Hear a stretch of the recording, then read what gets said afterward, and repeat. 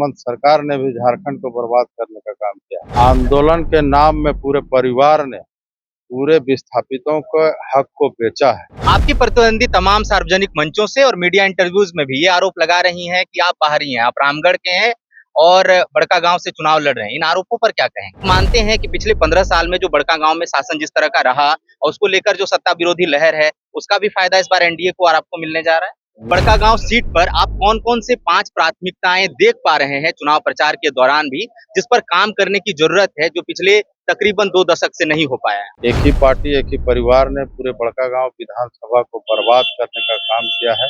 Congress party ने पूरे भारत को बर्बाद किया।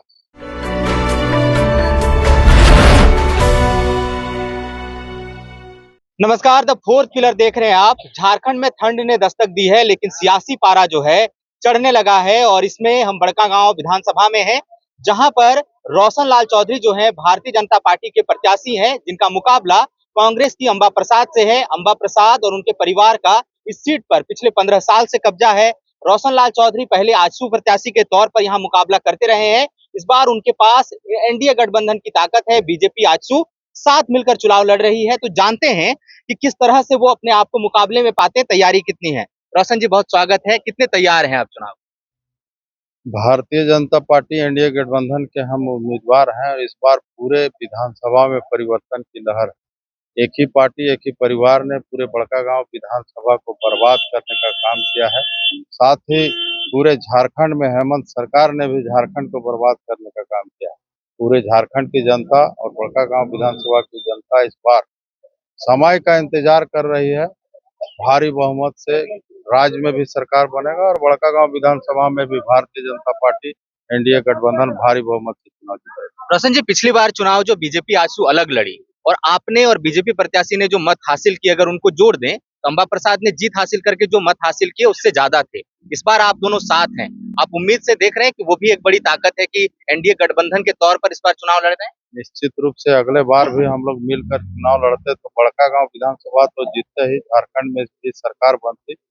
हम लोग इस बार पूरे दमखम के साथ भारतीय जनता पार्टी एनडीए गठबंधन चुनाव लड़ रहा है और इस बार झारखंड में भारी बहुमत से भारतीय जनता पार्टी एनडीए की सरकार बनेगी और बड़कागांव विधानसभा में इस बार रिकॉर्ड वोट से भारतीय जनता पार्टी एनडीए गठबंधन जीतेगा। आपकी प्रतिद्वंदी तमाम सार्वजनिक मंचों से और मीडिया इंटरव्यूज में भी ये आरोप लगा रही हैं कि आप बाहरी हैं, आप रामगढ़ के हैं और बड़कागांव से चुनाव लड़ रहे हैं। इन आरोपों पर क्या कहें? बड़कागांव विधानसभा रामगढ़ जिला और हजारीबाग जिला दोनों जगह पड़ता है। ये आरोप उन पर भी लग सकता है।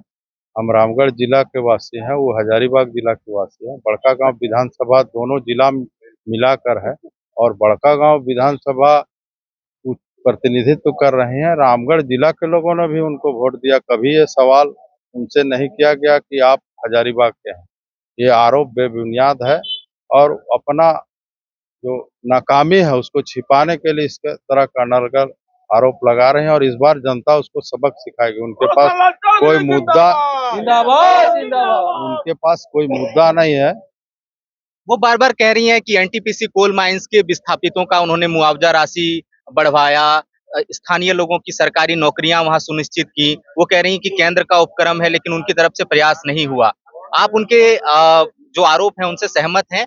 और क्या आप जब जीत कर पहुंचेंगे विधानसभा तो क्या प्रयास आपको होगा कि कोल माइंस के जो विस्थापित हैं उनके लिए और बेहतर प्रयास हो? आंदोलन के नाम में पूरे परिवार ने पूरे विस्थापितों के हक को बेचा है। सबूत है, योगेंद्र साहब के कितने ऑडियो वीडियो वायरल हुए हैं, ये यहाँ की जनता जानती है। और उससे भी ज्यादा वर्तमान विधायक, उनकी सुपुत्री ने यहाँ के विधायक, यहाँ के विस्थापितों को धोखा देने का काम किया। 3 महीना आंदोलन चला, फोर्स जाके चालू करवाई तो यहाँ राज्य सरकार का प्रशासन वहाँ गई थी, कोनो केंद्र का सीआईएसएफ नहीं आई थी। यदि अंबा प्रसाद को विस्थापितों का हक दिलाना था तो कहीं भी मुख्यमंत्री या कहीं भी प्रबंधन के साथ मिलकर त्रिपक्षीय वार्ता कराती। आज तक इस तरह का कोई भी पहल नहीं हुआ। आमतौर पर ऐसा माना जाता है कि एक ही पार्टी का विधायक जो है कई बार रिपीट हो तो एंटी इनकम्बेंसी होती है और कांग्रेस पार्टी के बड़कागांव में प्रतिनिधित्व को देखें तो योगेंद्र साहब, निर्मला देवी, फिर अंबा प्रसाद हैं। तो एक ही परिवार का एक तरह से 15 साल का शासन उन लोगों का है। एक तरह से आमतौर पर एंटी इनकम्बेंसी की भी बात कही जाती है। तो आप मानते हैं कि पिछले 15 साल में जो बड़कागांव में शासन जिस तरह का रहा और उसको लेकर जो सत्ता विरोधी लहर है, उसका भी फायदा इस बार एनडीए को और आपको मिलने जा रहा है?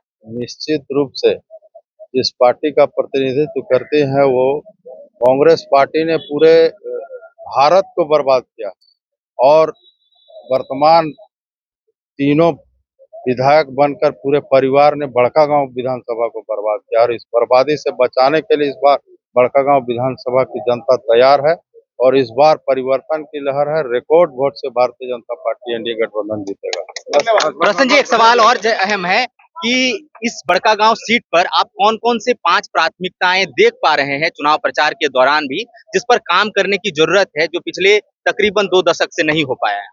बड़कागांव विधानसभा में विकास का कोई काम नहीं हुआ। एनडीए गठबंधन की जिस समय सरकार थी, हम चुनाव हारने के बावजूद भी एनडीए गठबंधन में जो मंत्री थे माननीय चंद्र प्रकाश चौधरी जी, सुदेश जी, रघुवर दास जी, उन लोग के माध्यम से करोड़ों रुपया का योजना हम धरातल पर उतारने का काम किए हैं। पूरे भुरकुंडा कोयलांचल में पेयजल योजना है, पूरे बुंडू क्षेत्र में ग्रामीण क्षेत्र में सड़क है, हमने दर्जनों पुल है करोड़ों रुपया का जो धरातल पर हमने माननीय सुदेश कुमार महतो जिस समय ग्रामीण विकास मंत्री थे, ग्रामीणों के मांग पर हमने उनसे अनुरोध करके बहुत सी करोड़ों रुपए की योजना को धरातल पर उतारा है और लगातार 20 वर्षों से इस क्षेत्र में हम राजनीतिक रूप से सामाजिक रूप से सक्रिय रहे हैं, पूरे क्षेत्र से वाकिफ हैं, एक एक समस्या को जानते हैं। इसलिए हम चुनाव जीतकर पूरे बड़कागांव विधानसभा को विकास के मामले में नंबर 1 बनाएंगे और साथ ही बड़कागांव में जो सबसे बड़ा मुद्दा विस्थापन और रोजगार का है, उसको हम उन समस्याओं का समाधान करेंगे। आखिरी सवाल के साथ इंटरव्यू खत्म करेंगे। कल एनडीए का साझा घोषणा पत्र भी जारी हुआ, 25 संकल्प आप लोगों ने पारित किए, उसके बारे में कुछ कहना चाहेंगे? निश्चित रूप से मोदी जी की गारंटी पर पूरा देश विश्वास कर रहा है और मोदी जी के नेतृत्व में इस राज्य में भी सरकार बनेगा और झारखंड राज्य आने वाले समय में यहाँ बहुमत से सरकार बनाकर झारखंड विकास के मामले में भारत में नंबर 1 होगा। बहुत शुक्रिया। तो देखिए, एक तरह से रोशन लाल चौधरी है, भारतीय जनता पार्टी के प्रत्याशी है बड़कागांव विधानसभा से, और बड़कागांव जो है एक बहुत हॉट सीट बना हुआ है क्योंकि यहाँ पर पिछले 15 साल से कांग्रेस पार्टी का शासन है। अंबा प्रसाद 2019 में जीतकर विधायक बनी थी, दूसरी बार चुनावी मैदान में है और इस बार मुकाबला उनका रोशन लाल चौधरी से है। रोशन लाल चौधरी चुनाव से ठीक पहले आजसू पार्टी को छोड़कर भारतीय जनता पार्टी में आए, उनको भारतीय जनता पार्टी ने टिकट दिया। झारखंड में एनडीए गठबंधन में आजसू और भारतीय जनता पार्टी साझा चुनाव लड़ रही है, जिसके साथ जेडीयू भी शामिल है, जेडीयू को भी 2 टिकटें मिली हैं। तो देखा यह जा रहा है कि इलाके में जो है एक तरह से किसके पक्ष में माहौल है, जनता ये तय करेगी कि कौन जीत रहा है, कौन हार रहा है, किसके सिर पर ताज होगा, कौन अगले साल तक 5 साल का जो है वनवास भोगना पड़ेगा। पब्लिक तय करेगी कि कौन जो है बड़कागांव का अगले 5 साल तक विधायक होगा। फिलहाल हमें इजाजत दीजिए। हमारा नाम सुरेश ठाकुर है, कैमरे के पीछे है मेरे सहयोगी मनीष। शुक्रिया।